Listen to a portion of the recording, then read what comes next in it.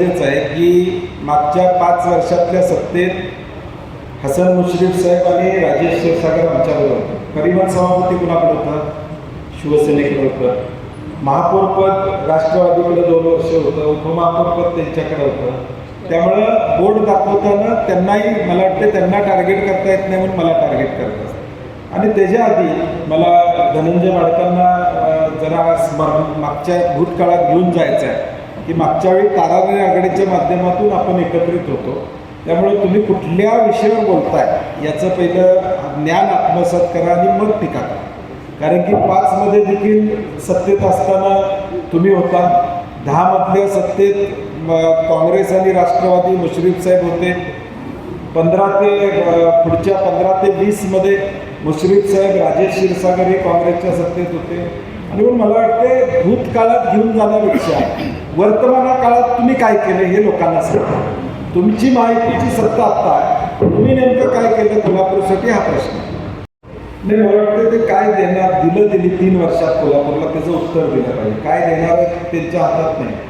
काय दिलं 3 वर्षात? महालक्ष्मी मंदिरला किती पैसे दिले? घोषणा फक्त झाल्या, पैसे कुठले त्या ठिकाणी मिळाले नाही.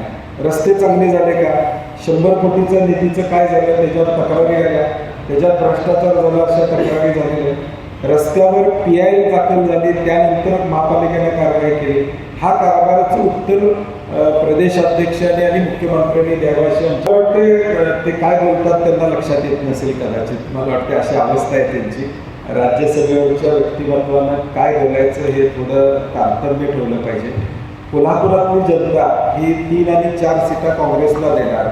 कोल्हापुरातले लाखो मतदार हा निर्णय घेतील. धनंजय माडिक निर्णय घेणार नाही. धनंजय माडिक निर्णय घेऊन कोल्हापुरातली जनता ऐकत असती तर 2,70,000 कार्यक्रम झाला नसता.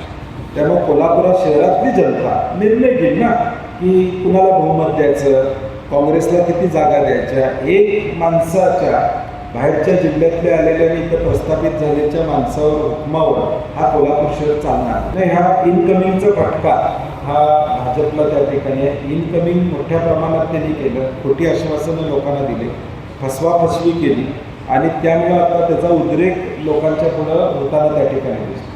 मूळ भाजपवाला आता कुठं दिसतच नाही अशी अवस्था मूळ भाजपची त्या ठिकाणी.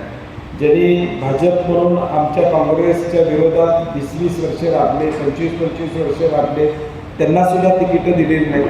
ताकदीनं ज्यांनी भाजपचा विचार पोचवला त्यांच्यावर अन्याय झालेला आहे. आणि म्हणून मला वाटतं हा उद्रेक मूळ भाजप विरुद्ध नवीन आलेल्या भाजपचा की आम्ही पक्ष म्हणून देखील आम्ही त्याची चौकशी करावी आणि ज्या पक्षाचे उमेदवार निवडून आले नेमकं त्यांचेच कसे निवडून आले, त्यांचेच बिनविरोध कसे झाले, याचा अर्थ काय की दबावाचं राजकारण आणि पैशाचा वापर.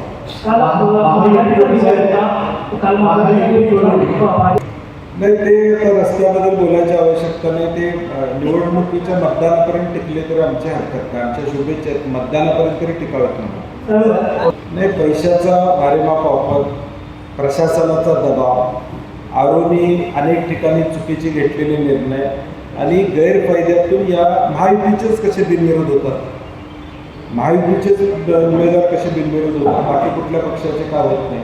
याचा अर्थ दबावाचं राजकारण, पैशाचं राजकारण, यातून या सगळ्या गोष्टी होतात. आजच निवडणूक आयोगानं बिनविरोध ज्या झालेल्या आहेत त्याची चौकशी करावी अशा सूचना त्या ठिकाणी दिलेल्या आहेत. मला वाटतं निवडणूक आयोगानं चौकशीचा फार्स न करता खरी चौकशी करावी अशी आमची अपेक्षा आहे.